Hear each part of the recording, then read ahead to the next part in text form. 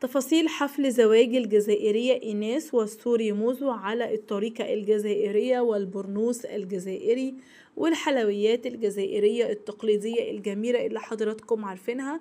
تعالوا نشوف مع حضراتكم تفاصيل أكتر، بس في الأول كده هنصلي على رسولنا الكريم عليه أفضل الصلاة والسلام. وما تنسوش لو عجبكم الفيديو لايك وكمان اشتراك وفعل الجرس عشان خاطر يوصل لكم كل جديد والترند.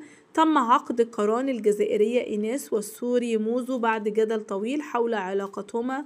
موزو رد على منتقديه في مقاطع كتير جدا جدا عبر السوشيال ميديا. تعالوا مع بعض نشوف قال ايه.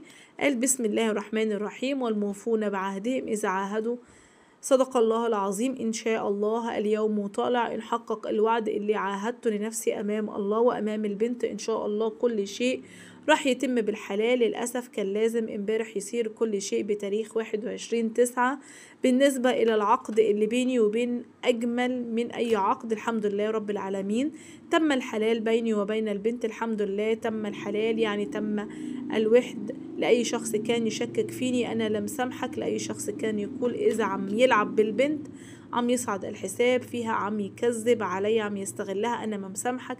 الحمد لله رب العالمين نحن أشخاص متربيين على محبة الله، محبة الرسول ودين الإسلام، وما عرفنا بيوم من الأيام الغدر. فشكرا لكل شخص حكى عني، شكرا لكل شخص هاجمني، شكرا لأي شخص ما صدقني. ماني زعلان منكم أنا ولا أي عامل راح الخطوة حتى أجركم، ولا إني عامل هالخطوة حتى أقول وأثبت عكس كلام. الحمد لله من البداية كانت نيتي هيك ونيتي أهلي هيك.